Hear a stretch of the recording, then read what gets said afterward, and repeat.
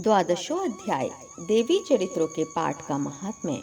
आइए भक्तों, पाठ सुनने से पहले माँ का ध्यान करते हैं। मैं 3 नेत्रों वाली दुर्गा देवी का ध्यान करती हूँ। उनके श्रीअंगों की प्रभा बिजली के समान है। वे सिंह के कंधे पर बैठी हुई भयंकर प्रतीत होती हैं। हाथों में तलवार और ढाल लिए अनेक कन्याएं उनकी सेवा में खड़ी हैं। वे अपने हाथों में चक्र, गदा, तलवार, ढाल, बाण, धनुष, पाश और तजनी मुद्रा धारण किए हुए हैं। उनका स्वरूप अग्निमय है तथा वे माथे पर चंद्रमा का मुकुट धारण करती हैं। देवी बोली, देवताओं, जो एकाग्रचित्त होकर प्रतिदिन इन स्तुतियों से मेरा स्तवन करेगा, उसकी सारी बाधा मैं निश्चय ही दूर कर दूंगी। जो मधुकैटभ का नाश, महिषासुर का वध तथा शुंभ निशुंभ के संहार के प्रसंग का पाठ करेंगे तथा अष्टमी, चतुर्दशी और नवमी को भी जो एकाग्रचित्त होकर भक्ति पूर्वक मेरे उत्तम महात्म्य का श्रवण करेंगे, उन्हें कोई पाप नहीं छू सकेगा।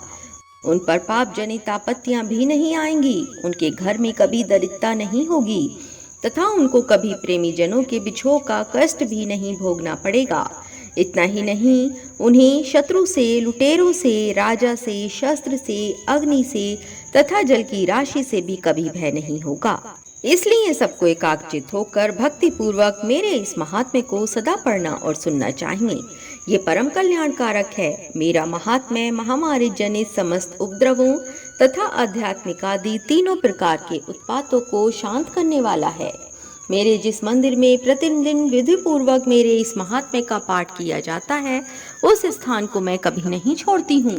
वहाँ सदा ही मेरा सन्निधान बना रहता है। बलिदान, पूजा, होम तथा महोत्सव के अवसरों पर मेरे इस चरित्र का पूरा पाठ और श्रवण करना चाहिए।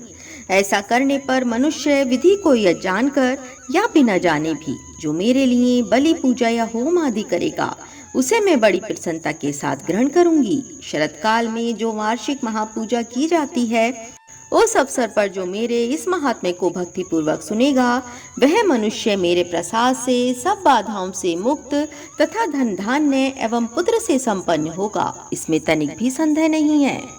मेरे इस महात्म्य, मेरे प्रादुर्भाव की सुंदर कथाएं तथा युद्ध में किए हुए मेरे पराक्रम सुनने से मनुष्य निर्भय हो जाता है। मेरे महात्म्य का श्रवण करने वाले पुरुषों के शत्रु नष्ट हो जाते हैं। उन्हें कल्याण की प्राप्ति होती है तथा उनका कुल आनंदित रहता है। सर्वत्र शांति कर्म में बुरे स्वप्न दिखाई देने पर तथा ग्रह जनित भयंकर पीड़ा उपस्थित होने पर मेरा महात्म्य श्रवण करना चाहिए। इससे सब विघ्न तथा भयंकर ग्रह पीड़ाएं शांत हो जाती हैं और मनुष्य द्वारा देखा हुआ दुस्वप्न शुभ स्वप्न में परिवर्तित हो जाता है। बाल ग्रहों से आक्रांत हुए बालकों के लिए ये महात्म्य शांतिकारक है तथा मनुष्यों के संगठन में फूट होने पर यह अच्छी प्रकार मृत्युता कराने वाला होता है। ये महात्म्य समस्त दुराचारियों के बल का नाश कराने वाला है।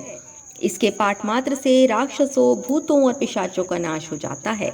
मेरा ये सब महात्म्य मेरे सामीप्य की प्राप्ति कराने वाला है।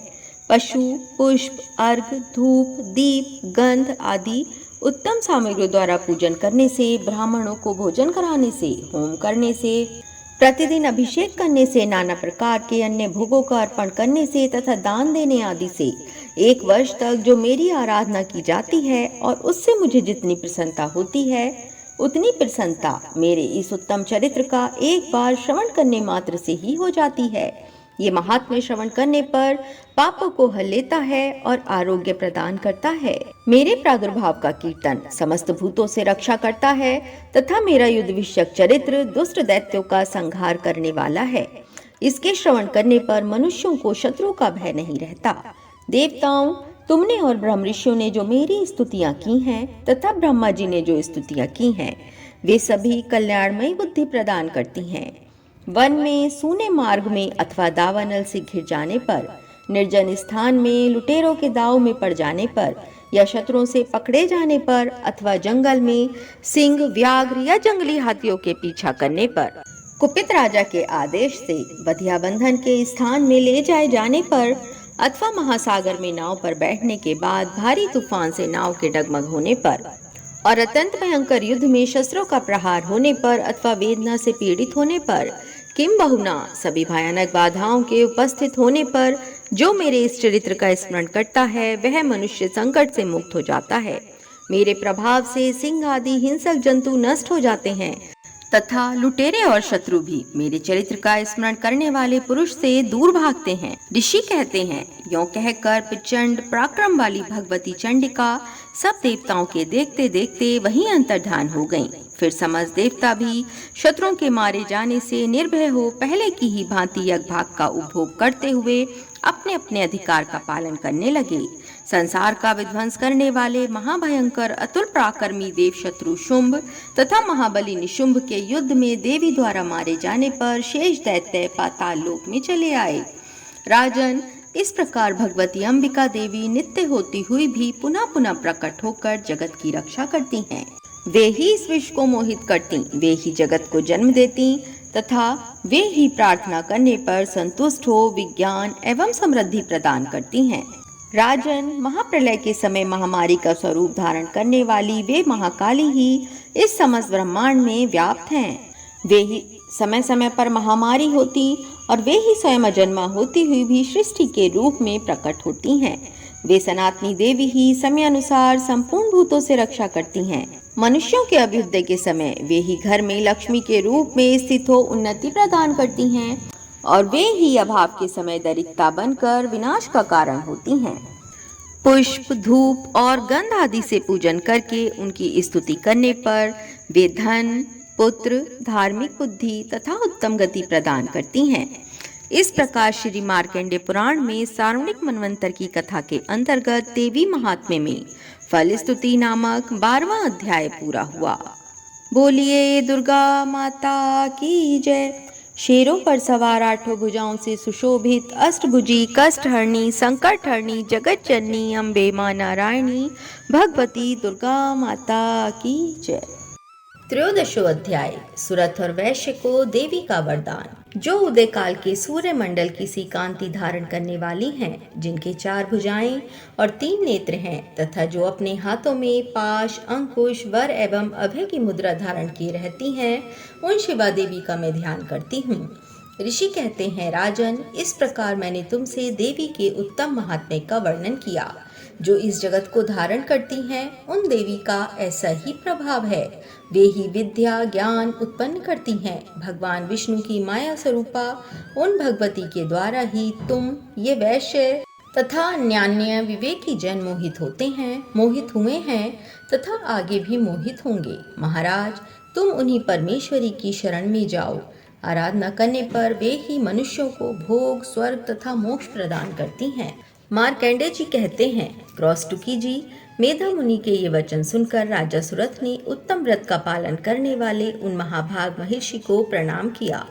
वे अत्यंत ममता और राज्य अपहरण से बहुत खिन्न हो चुके थे।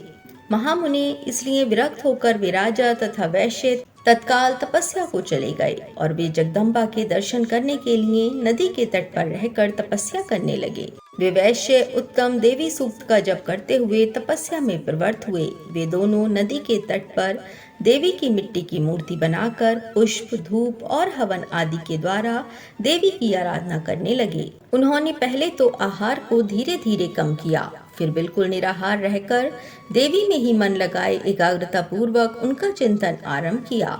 वे दोनों अपने शरीर के रक्त से प्रोक्षित बलि देते हुए लगातार 3 वर्ष तक स्वयं पूर्वक आराधना करते रहे। इस पर प्रसन्न होकर जगत को धारण करने वाली चंडिका देवी ने प्रत्यक्ष दर्शन देकर कहा, देवी बोली, राजन तथा अपने कुल को आनंदित करने वाले वैश्य, तुम लोग जिस वस्तु की अभिलाषा रखते हो वह मुझसे मांगो, मैं संतुष्ट हूँ, अतः तुम्हें वह सब कुछ दूंगी। मार्कंडेय जी कहते हैं, तब राजा ने दूसरे जन्म में नष्ट न होने वाला राज्य मांगा तथा इस जन्म में भी शत्रुओं की सेना को बलपूर्वक नष्ट करके पुनः अपना राज्य प्राप्त कर लेने का वरदान मांगा। वैश्य का चित्त संसार की ओर से खिन्न एवं विरक्त हो चुका था और वे बड़े बुद्धिमान थे, अतः उस समय उन्होंने तो ममता और अहंता रूप आसक्ति का नाश करने वाला ज्ञान मांगा। देवी बोली, राजन, तुम थोड़े ही दिनों में शत्रुओं को मारकर अपना राज्य प्राप्त कर लोगे। अब वहां तुम्हारा राज्य स्थिर रहेगा। फिर मृत्यु के पश्चात तुम भगवान विवस्वान सूर्य के अंश से जन्म लेकर इस पृथ्वी पर सावर्णिक मनु के नाम से विख्यात होगे। वैश्यवर्य, तुमने भी जिस वर को मुझसे प्राप्त करने की इच्छा की है उसे देती हूँ। तुम्हें मोक्ष के लिए ज्ञान प्राप्त होगा। मार्कंडेय जी कहते हैं, इस प्रकार उन दोनों को मनोवांछित वरदान देकर तथा उनके द्वारा भक्ति पूर्वक अपनी स्तुति सुनकर देवी अंबिका तत्काल ही अंतर्ध्यान हो गईं। इस तरह देवी से वरदान पाकर क्षत्रियों में श्रेष्ठ सुरथ सूर्य से जन्म ले सावर्णिम नामक मनु होंगे। इस प्रकार श्री मार्कंडेय पुराण में सार्वणिक मनवंतर की कथा के अंतर्गत देवी महात्म्य में सुरथ और वैश्य को वरदान नामक 13वां अध्याय पूरा हुआ। बोलिए दुर्गा माता की जय, सप्तशती माता की जय। शेरों पर सवार 8 भुजाओं से सुशोभित अष्टभुजी कष्टहरणी संकटहरणी जगत जननी अम्बे मां नारायणी भगवती दुर्गा माता की जय।